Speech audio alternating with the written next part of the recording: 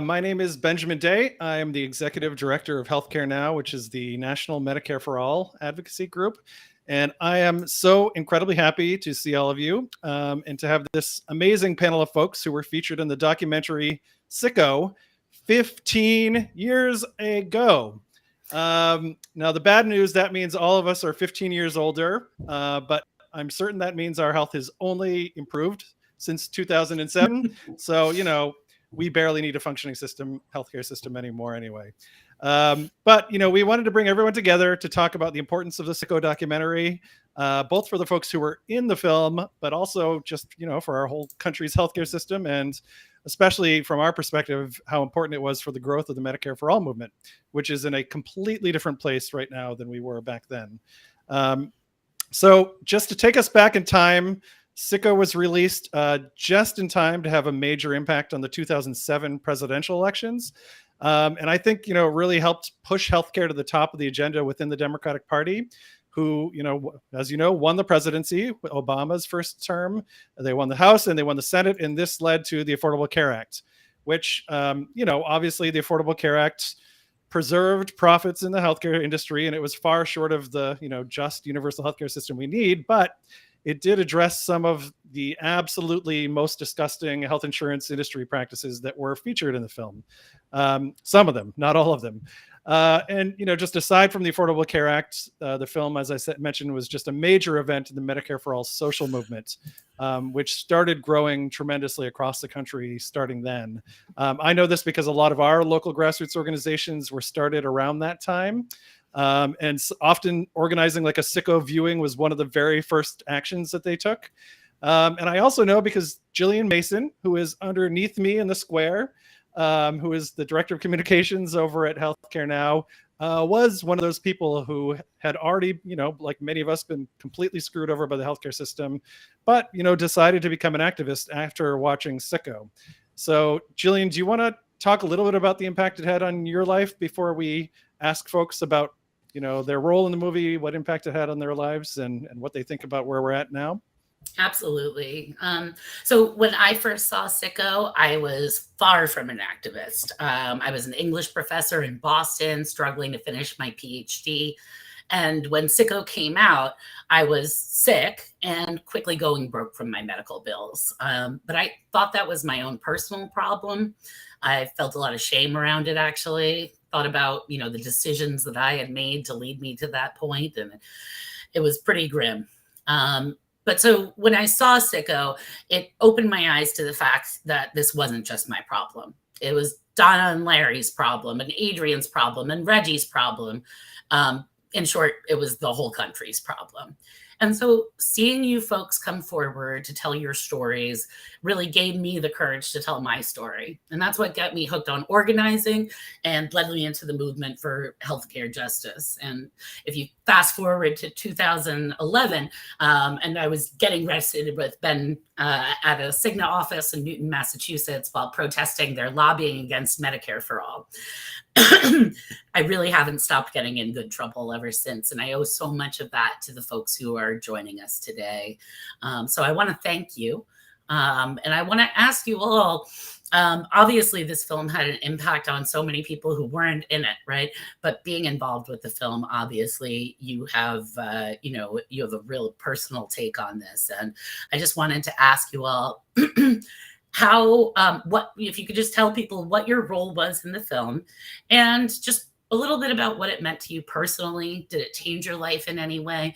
Did it refocus things for you at all? And I'd like to start with Donna. Well, probably. Thank you, everybody who's joined us today, by the way. My husband, Larry, and I were two of the people featured in SiCKO, and obviously it was an enormous shift in our lives. I had been a newspaper editor prior to my time in SiCKO, and I knew that making the decision to be in the film meant that I would never again be seen as an independent journalist again, and that was a big loss for me. It really was, because I dreamed of that in my life, being a journalist, and I had to make the decision that it was more important to pursue this future this future of healthcare justice. And part of the reason was, I think all of us here were acutely aware that Michael Moore's people, before they just shut off taking any more stories, had quickly received 25,000 stories from people all over the country when they were asked to submit healthcare horror stories. And I think all of us here felt an enormous responsibility because we were the ones featured. We were the ones out of all those 25,000 and then some. You're lucky enough to have the worst stories. Yeah, exactly. And it meant something to be a part of that. And obviously, I went on to work for National Nurses United and the California Nurses Association. But I also, one of the reasons that Healthcare Now and Progressive Democrats of America are helping co-host this tonight is because Marilyn Clement, who was the founder of Healthcare Now, was one of the first people to reach out to me after the movie came out. To really help and see what we could pursue. And Healthcare Now sent me on my first bus tour for SiCKO. We will not talk about that right now. But PDA also was very instrumental in me giving testimony before Congress. So it changed our lives tremendously. The course of our lives was so different, and yet the healthcare system is still very screwed up. So I'm sure we'll talk about that later. But it's so good to see everybody here. I remember thinking I was so proud of Lee Einer for being as brave as he was as a former insurance person to speak up and speak out about what we all knew goes on behind the scenes, but that nobody had been honest enough. So I learned from the film too. So thank you very much, Jillian. Amazing. Adrian, did you want to talk a little bit about how this has impacted you? Well, absolutely. I mean, and also remind folks of your role in the film. Sorry. Going across the. Sorry, go right ahead. I'm Adrian. the American that you see halfway through the movie, going across the river to Windsor, Ontario, Canada. Care. So going over my diagnosis of having cervical cancer at the age of 22. And at the age of 22, being fully insured through Blue Cross Blue Shield, through General Motors, through my father, I still ended up $1 bill for cancer surgery. So it just was, at a very young age, I was already starting to see what a really crappy system that we have. That's when I started dating a Canadian. We found out that their system is a lot better than our system. Eventually, I ended up with no insurance. And in the movie, you see me taking my daughter across the river for health insurance. And that's because we found a little loop system that take her over there under his name. And it worked. It saved me $500-$600 at a time every time I was getting an ear infection. That's how much it would cost me to room over here with no insurance. And to take her to Canada, it was just a few bucks across the bridge and a couple of bucks for gas. So it was just mind blowing, the two differences on just there's a river that separates the two countries where I'm at. And it's just when you compare the two, it's mind blowing how they can get it and we're still failing. And how did this change my life? Well, I got a few years after the movie. Got me into that. Really, it was my first real taste of ordering, and now I work for Labor Notes. So I've been on staff with Labor Notes for almost 12 years. So just after the movie had come out, it was a great fit, and been there ever since. So it's had a good positive impact on me. And are you still in touch with your Canadian friend who was your common law husband who allowed you to access the Canadian healthcare system? So we just actually had our own reunion a few months ago. Oh, fantastic! Fantastic! So Love it. We both found ourselves and stuff. We'll see. We'll see. Everyone needs a Canadian hubby, even if you've got one here. Just boo up a Canadian. Reggie, do you want to tell us a little bit about how this impacted you? Sure. I was one of the 3 9/11 EMTs who needed healthcare desperately. It meant a lot to represent my colleagues, the responders, all of us. It was difficult. It was not something that was easy. And there were repercussions for us within our community for representing us. It changed the whole way they looked at us, because until the documentary came out, 90% of the world didn't know how sick we were. I have now survived cancer 3 times. My last cancer isn't covered through the Zadroga bill, which is what we were trying to get it passed. And it took years after the documentary. But I think the documentary was a pivotal role in having the world see what happens to responders in toxic environments. Thank you so much, Reggie. I really, really appreciate that. I think we might have a picture of Reggie's kids that we wanted to show. It came in too recently. I don't have it loaded up. I think. Oh, my apologies. So, all right. Yeah. Well, Reggie's got some cute kids. Thank you They're so adults now. My son's serving in the Army, and my daughter just graduated with a communications degree from college. God bless. All right. That's amazing. Thank you so much, Reggie. You're welcome. Yeah, for all that you've done in your lifetime. And yeah. All right. There we go. We have a picture of Reggie's. Are these the grandkids? No, they're my kids. Those are the kids a few years ago. Got it. Right. That's wonderful. I sent some recent ones to the group chat we had with the links. All right. That's awesome. Thank you so much, Reggie. Really appreciate it. Great to have you here. It was such a powerful part of the movie, learning just how terrible things were for 9/11 first responders. And I know that impacted a lot of us. Next, we have the hitman, Lee. You were described in the movie as the hitman, right?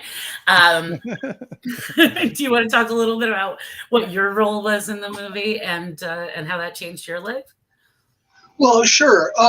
I worked in the medical insurance and medical reimbursement field, both for insurance companies at some points and providers at other points, for roughly 20 years, about the last 7 years of that, blowing the whistle against provider fraud against governmental insurance programs. But for a really awful, I would guess about 1.5 years, I worked for this company in Phoenix, and I was exposed to just an awful lot of bad faith and dirty tricks in an insurance company. I mean, the kind of stuff, that you would think came out of a Grisham novel, but no, this is real life stuff. And I left that job infuriated, having a much better understanding of how the scam actually works than people see from the outside. And you have no idea. So for me, it was an opportunity to tell the truth, get it out there, somewhat atone for my having participated in that vergüenza, that disgrace. And the other way it really changed my life is I got to meet Reggie and Adrian and John Graham and Billy Cigars and the real heroes of SiCKO. I mean, the people who got screwed by the U.S. healthcare system and were mad enough to fight back. Yeah, absolutely. Love that. Thank you so much for speaking up against the industry. We know that could be a little bit tricky for folks, but that was pretty brave. And we appreciate it. Well, it got me blacklisted. And I'm here to say the best possible thing that could ever happen to me would be just banned from ever working in that field again. Sometimes I just think of it randomly and I'm like, Congratulations. Thank you. All right. But you also paved the way for, folks like Wendell Potter, who later also became whistleblowers of the industry. So it was really, really important. And I wanted to share Nell's comment from Facebook. SiCKO movement got me involved with Healthcare for All California. So Jillian was not the only one. I know there's a whole generation of activists out there who were kind of inspired by SiCKO. So next question I want to ask you all. I mean, thanks in part to SiCKO, kind of pulling back the curtain on like the absolute worst behaviors of the insurance industry. I mean, this was a lot of what you were speaking to, Lee, when you were in the film. Some of those worst practices were banned by the Affordable Care Act, just a couple of years later. And that includes, the ability to deny coverage to people with pre-existing conditions, rescissions. This is a phrase I didn't know this word until the SiCKO movie came out. That means that the insurance company retroactively cancels your insurance after you get sick. So it's like you're insured, you get sick, and then the insurance company says, no, you were not insured because they've tracked down some mistake you made on your application form or something. Your insurance never existed. And then also lifetime caps on benefits were banned and annual caps on benefits were banned. These were extremely common practices in the health insurance industry. So what I wanted to ask all of you is, and this is a question we got from Clark Newhall in Georgia. Clark asks, has anything really changed? I mean, really? I like the emphasis on I mean, really. So I'll ask the patients first who are featured in the film. And you can answer this either from your personal perspective. Has your experience with the healthcare system been better since 15 years ago, or just your experience with looking at the system, and have we made progress? And if so, how much? Donna, do you want to start? How far have we come, if at all?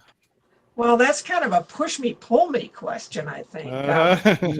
Really, because I finally aged into Medicare, thank God, I know what it feels like to know that my insurance, well, I didn't think Roe v. Wade would be repealed either. So I think Medicare can't be taken away, but let's hope. Yes, things are immediately. I know the Affordable Care Act, as you said, Ben, did not do anywhere close to what we wanted it to do. And it's still, ensconced higher profits in some measure to some parts of the industry. But without it, I would never have been insurable. I could no longer keep up the pace that I was working at the nurses and had to leave that job after about 5 years. And unless insurance companies had been required to cover me, there's no way they would have covered me in that period. So having the pre-existing condition clause in the Affordable Care Act was immensely important to me. Also, the expansion of Medicaid was extremely important to people in every state where Medicaid was expanded. People who hadn't had insurance before finally had it and had enough coverage to go to the doctor instead of just going to the ER when they got sick. So I do think the Affordable Care Act made some important steps in the right direction. But since then, we have had kind of an assault on everything that was the Affordable Care Act and beyond. There's so many measures right now to try and have Medicare be managed by private insurance companies more so than it has been in the past. And we've got to fight that and make sure it doesn't happen more so. Has it been easier for us to access care? Yes and no. Yes and no. Having coverage is better than not. But we all know the delays of getting in to get care. People talk about delays in other countries with universal health care. I've always thought that was a bunch of hooey. Compared to us, we have self-limiting delays by either can't make a copay, can't do the co-insurance, can't meet the deductible. That didn't change for us for a long time. Now with Medicare, thank God, I was so happy the day I got that card. I thought, oh my God. I remember. Yeah, this is what it feels like to know that you're covered. And it's an amazing feeling. So we have a lot of work to do. One short story I want to share with all of you that I think matters. And a lot of people don't know this story, but when the Affordable Care Act was under assault during the early Trump years, and it came down to whether or not John McCain was going to vote for or against repealing the Affordable Care Act. Very late that night, that session went very late into the night. And I wrote a very quick letter. I had been lucky enough to go to college with Taylor Stockdale, whose father had been imprisoned with John McCain in Vietnam during the Vietnam War. And so I thought, you know, what can it hurt? I'm going to write a letter to him and see if I can get it to him through Bernie Sanders' staff and say, please, please, I know the people of Arizona who need health care need you to keep this in place. And I know, Senator McCain, that you remember Jim Stockdale and serving with him in Vietnam and being imprisoned. And I sent the letter through. Many of you remember Lori and Bernie Sanders' office. And I sent it to her, and she sent it on to Senator McCain's office. And a few minutes later, he came out on the Senate floor with his famous thumbs down. And I got a note from Lori later that same evening, about after midnight, and she said, "This one's for you, kiddo. I hope you were up watching." And I thought, you know, if we ever think that SiCKO doesn't have any impact on what's going on, now that probably was only one little part of what McCain had going on for him that night. I have no illusions that changed his mind. But if it even was a little teeny part, that mattered to me a lot. So have things changed? Yes, look at our movement. Our movement's a lot bigger. And Jillian, I'm so glad that SiCKO brought you to us. I'm so glad. I'm so very grateful. I'm so very grateful. So thanks, Ben. Me too. I should really be thanking you for making Jillian my coworker many a year later. Adrian, do you want to talk a little bit about, you know, are you still making trips across the border? Do you still have Canadian hubby pharmaceutical benefits, or how far do you think we've come, if far at all, since SiCKO was released? Honestly, not far enough. It did not do anything. I mean, I'm insurable, like Donna said. Nice. You know, I'm insurable. Ooh, I mean, how this has, it still makes the insurance company the dictators of your health. Like it still needs to be a doctor and a patient making your health decisions. And my third time that I went through cancer myself was in 2011. And my doctor, I had uterine cancer, and my doctor wanted to immediately do a hysterectomy. Well, the insurance company says, no, we're not paying for that. You need to do A, B, and C before you get to plan Z, which was the hysterectomy. So I had to go and have a surgery. He had to perform a surgery on me that he did not want to do. I did not want to have it, but the insurance company said the only way you get to a hysterectomy is that you have to have this other surgery first. I almost died on the operating table. I lost so much blood that day that I nearly flatlined, and the surgery was not a success. So the insurance company was the one that dictated that to my doctor and me. This needs to be, you know, patient to doctor care in the insurance. There's no room for the insurance companies anymore if that's all they're going to do. Yeah, that's so powerful. And it's easy to forget when political figures are defending, you know, employer-based healthcare. That's really what they're defending. They're defending the right for insurance bureaucrats to prescribe what treatment you should get. And there's this thing about employer-based health insurance is mind-blowing too. That's got to go away, because you're going to work for insurance. Like, you get a paycheck, but then you have to give up part of your paycheck at the end of the week or every 2 weeks for your health insurance. I'm very fortunate that my insurance is 100% covered, that I do not have to pay out any portion of my premium. And I'm very, very fortunate, because I'm very lucky, because it's a very few people in this country that have that. A lot of people have to still kick out money out of their paycheck. So employer-based health insurance, you're going to work for a partial paycheck, and health insurance. And it's just wrong. Mm-hmm. Yeah. And all of us, even with good insurance, if one major illness or injury away from losing our job and losing our, great health insurance. Reggie, how about you? How far do you think we've come collectively or individually since SiCKO was released? Do you feel like things have changed? I think there's been some progress. I think we have a long way to go. I became eligible for Medicare. Great. So I'm somewhat satisfied with that status, but having to deal with the insurance for the other part, for the managed care part, is a nightmare. Mm-hmm. It took them 9 months to approve necessary medical treatment for my uterine cancer because they felt that the oncologist decision to treat me in this manner was not necessary. They said that's for somebody who's in childbearing years. So to classify my life as worth it or not worth it, whether you are able to bear child or able to be of childbearing years, was a little ridiculous.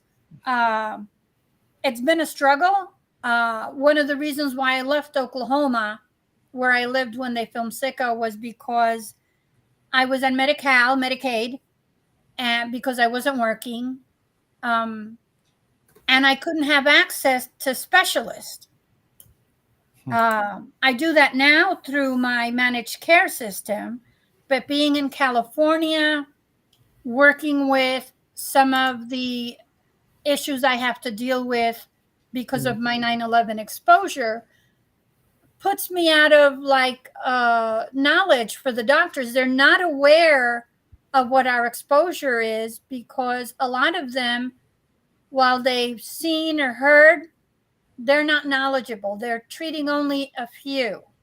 I'm in a rural mountain desert area in California, and there aren't many 9/11 affected people here. Mm-hmm. But I think we gained progress with the ACA, but we have a long way to go. We have to make. I'm happy with my Medicare. I would like everybody to have it. I would like everybody to have the comforts and the security of the rules that Medicare has in place for their patients. And that's so vital for everybody, whether you're 19 or 18 or 7 or 65. Yeah, thanks so much. Everyone should have Medicare, but without the managed care private part that you were just talking about.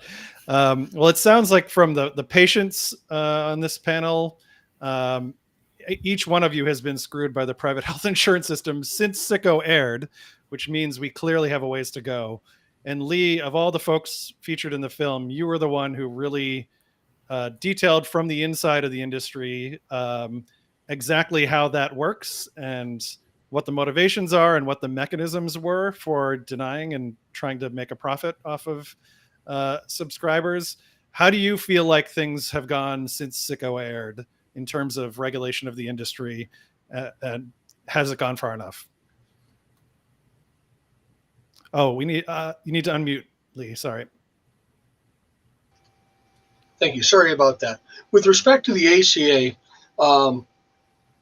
doing away with the means test for Medicaid was huge. And that's really the best part of that piece of legislation. Now, we have to be real about this. Had it not been for Senator Jeff Bingaman's inserting a little bit of language about innovative programs, the ACA would have blocked implementation of Medicare for all forever until it was repealed. The motivations for the ACA, I don't think, are real clean. And they don't do away with the essential contradiction that is killing about 70,000 of us a year now.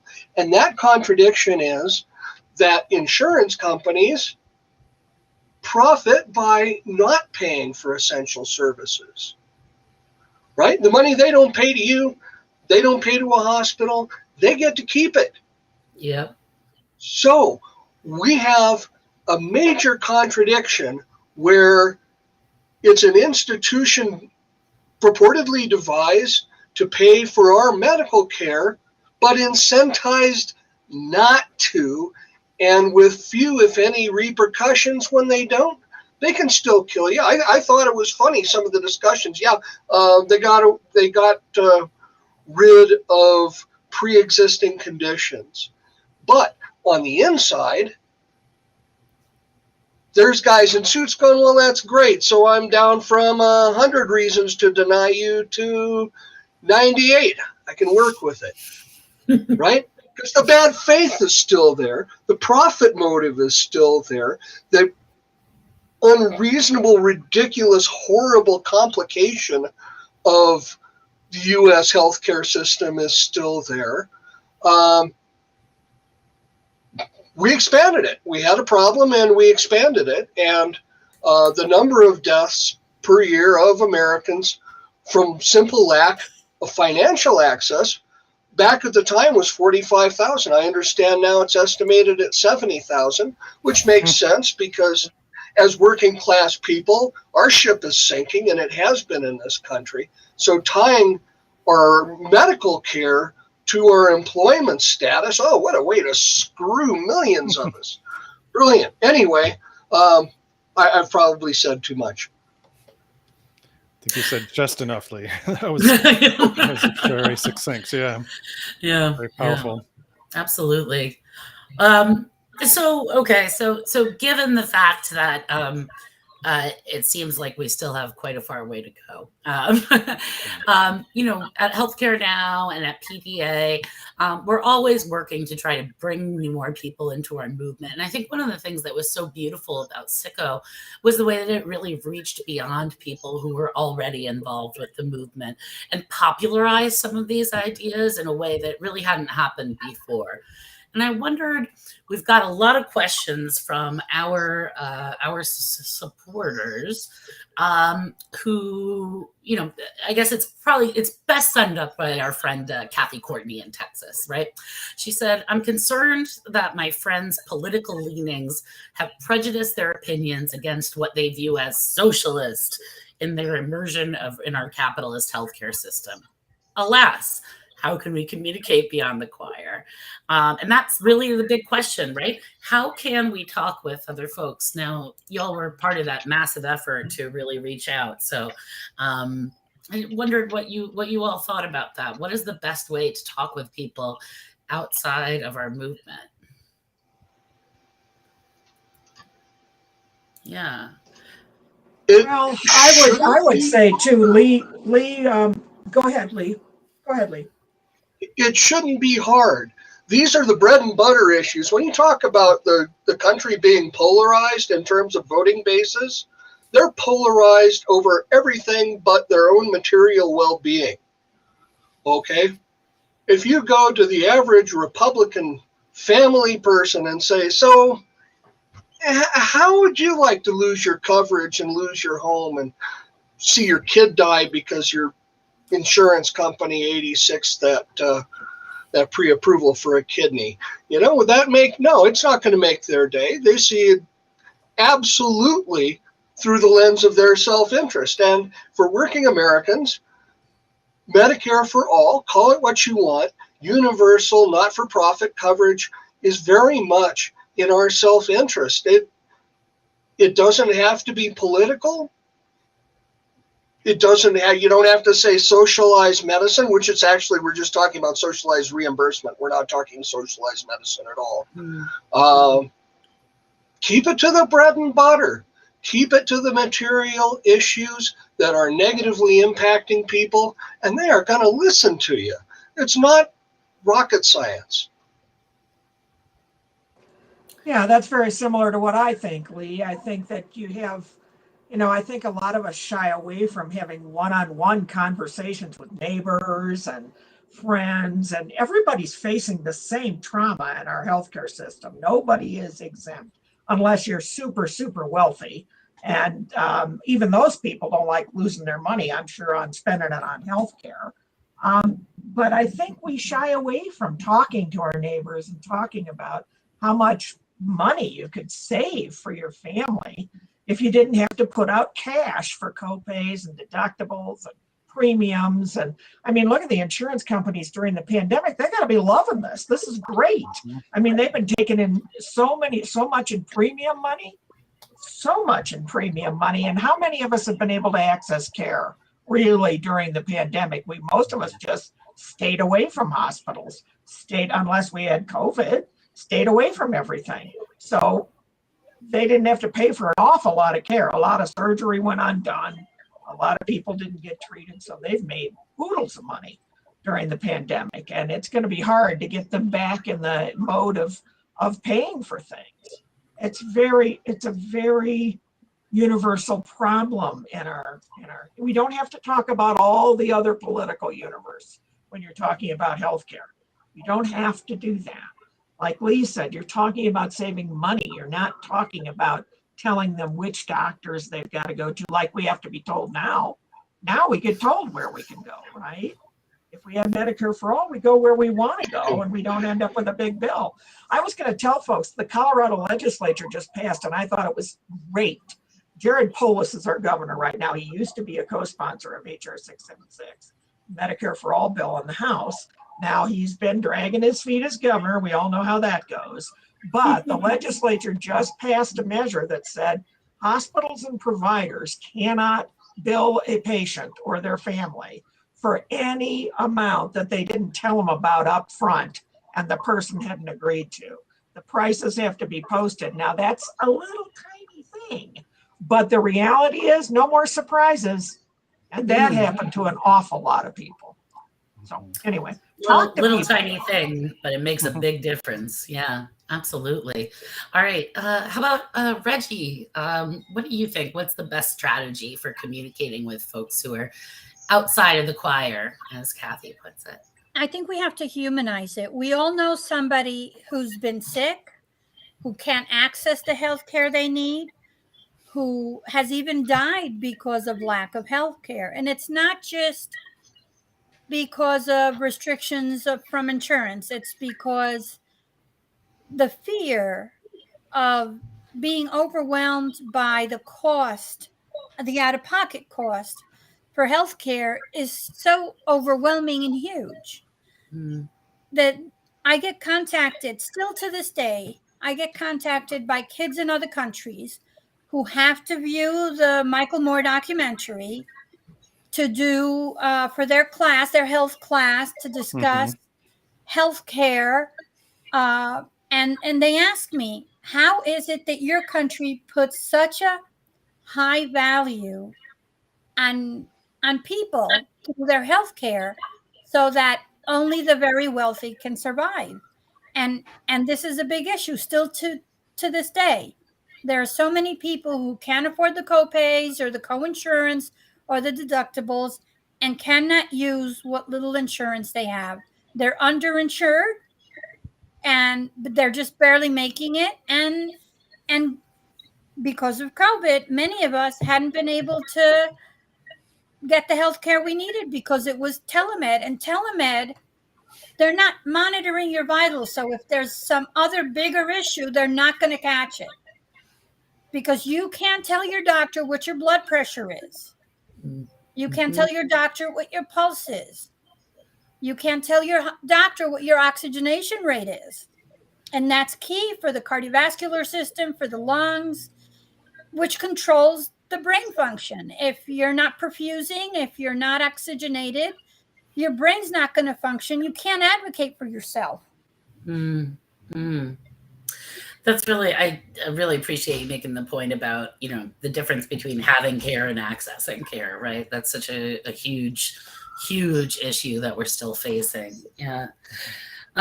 Adrian, what do you think? What's your thoughts? You spend your days, right, communicating with folks about democracy and worker power and the power of the working class. So, how do you communicate on this issue with other folks?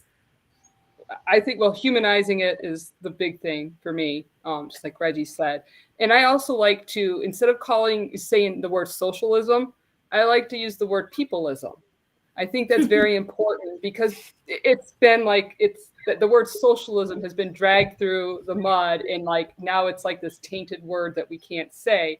So I like to use the word peopleism because it's all about the people. It's all about us citizens having access to care. So it's socialized one way, but it's about people. So I call it peopleism. And then I always tell people about like my own experience growing up in a UAW family. I've watched the UAW give concessions on healthcare over the years. I remember as a kid having $3 copays for medicine, and I remember after another contract went through, it was $5, and my dad was upset. And then another year, it went up to $10, and then we started seeing the concessions of $20 copays, and for just medicine. And now we're at $40 or $50 for a bottle of pills, and you get people like my parents who have been with General Motors for 30, 40 years. You can see where they end up going into would go vote for a Trump because they're just so fed up with how the UAW has handled concessions. And so I always like to bring that up too, with just the union fake concessions over the years, and that's what's deteriorated our healthcare plans. So true. So true. Thank you guys for. Can I add something to what I'm sorry, what Adrian said before my old brain? You're younger than me, Lee. You have to wait. I think. Don't you think it's weakening unions too, Adrian? If they have to always give concessions in order to make healthcare stronger, it makes the union look weak too. We hear our union members in our family complaining the union's not doing anything and healthcare's getting to be more money. Absolutely. Just touching on something. Sure, Lee. Why don't you go ahead? Oh, gladly. There is a pro-business from the right argument for Medicare for all. And I'm going to make it right now. And I will begin by saying that the cost of this dysfunctional medical system has to be built in to the cost of all goods and services sold. Right? One way or another. Even if your employees are uninsured, well, now you're paying for it in terms of recidivism and lost institutional knowledge when they die, and so on and so forth. This is why W. Edwards Deming listed our medical system in this country as one of the 7 deadly sins of U.S. business. There is no possible way that we can compete with China or another developed nation that is sane in its approach to medical care and medical reimbursement. We priced ourselves out of the market. Maybe that's part of the reason we moved our jobs to China. Yeah, absolutely. And there is the seedlings of a business movement for Medicare for all in the last few years. So a lot of folks have seen Fix It, sort of a more recent, not quite as high profile movie, which was about business people, how their business are impacted by the healthcare system. But we wanted to close this panel out by talking about the future. What do we have ahead of us, and what kind of organizing do we have to do? What's the next step for our movement? And I'm going to try and bring in Alan Minsky from Progressive Democrats of America. Hopefully this will work out. Alan, I think we have you on. Can you hear us?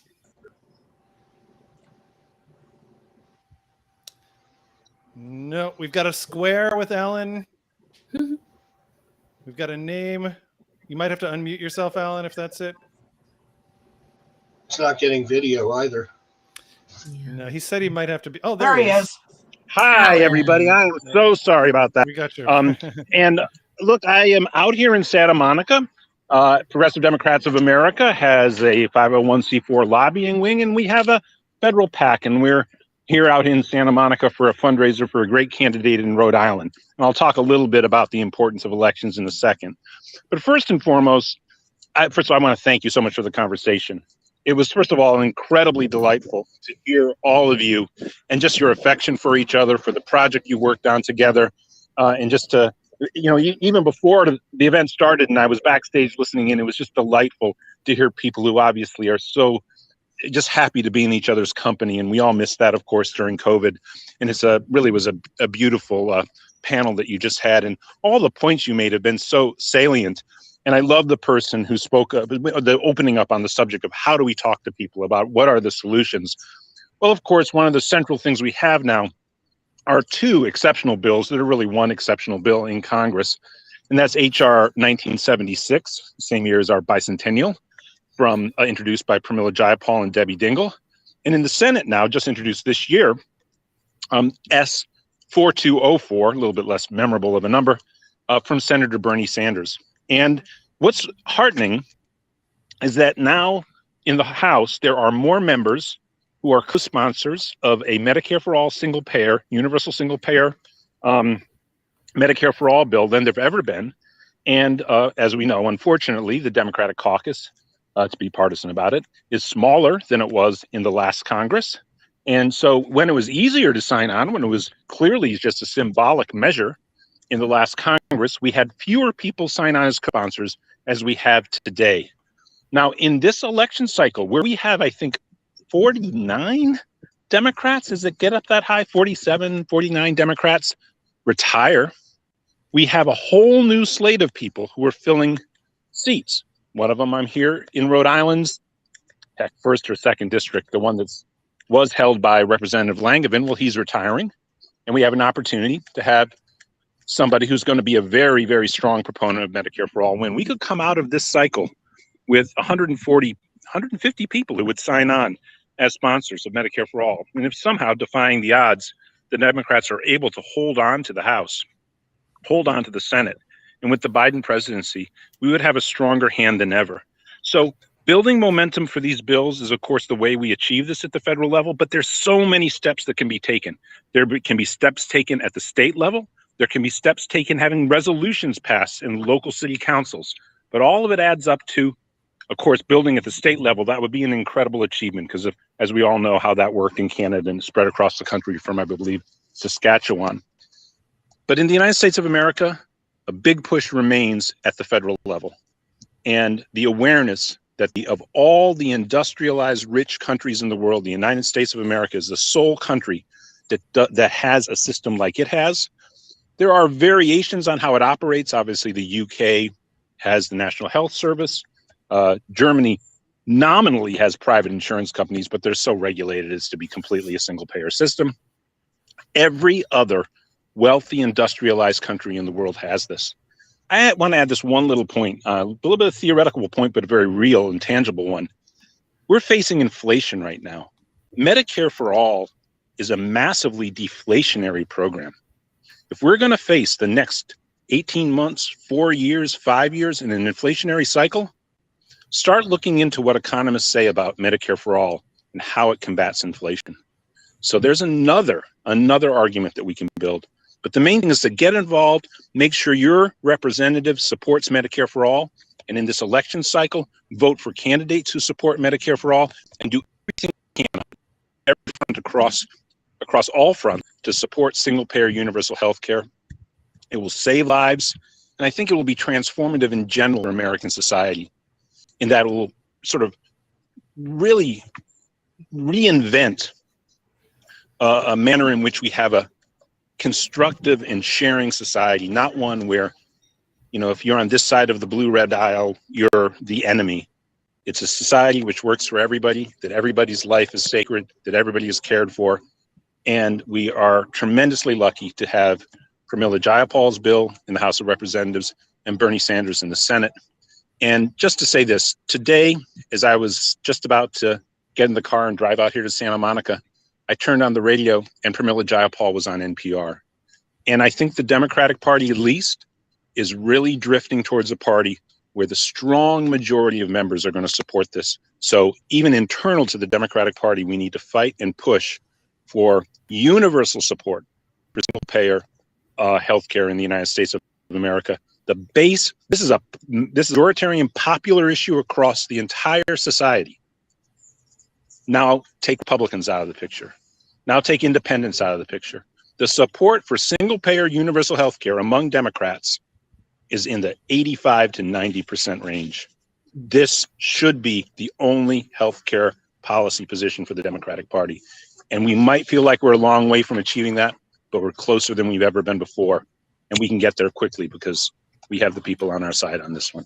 So with that, I just want to thank you. And of course, the way to find out how to get involved in supporting all of this is to check out Healthcare Now, to check out PDA, and join with us in fighting for single-payer universal health care in the United States. And thank you again. This has been a tremendously beautiful panel.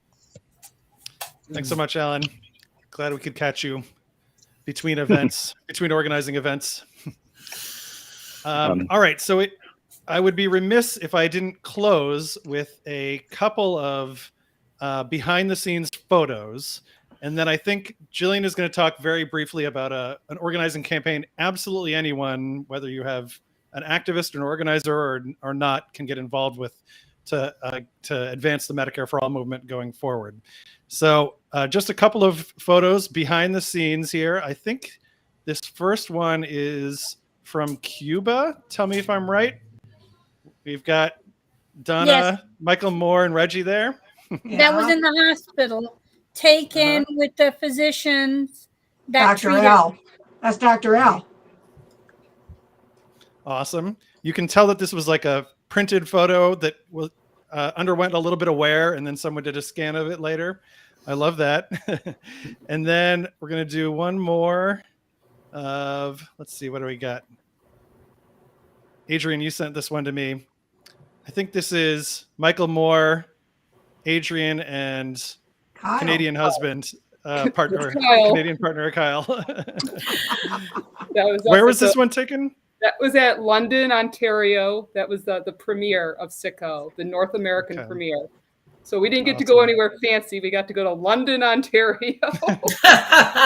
Was that really the North American premiere? Was in It London, was. Ontario? It All right. was. You They can't beat even that. had, it was bizarre because they had the Entertainment Tonight people out there, and they had Oh. the same music that the American Entertainment Tonight show had. So it was like, Mhm. I was like, couldn't you have had a different theme song? Like,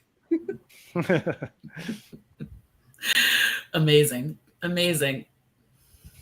All right, Jillian, you want to close this out for us? Yeah, I just, again, thank you all so much. This has been such a great evening and really such a good way to. I want to thank my hubby Larry, for sitting there the whole time. Yes, Larry was in the film too. Great to see you, Larry. Yes. Great to see you, Larry.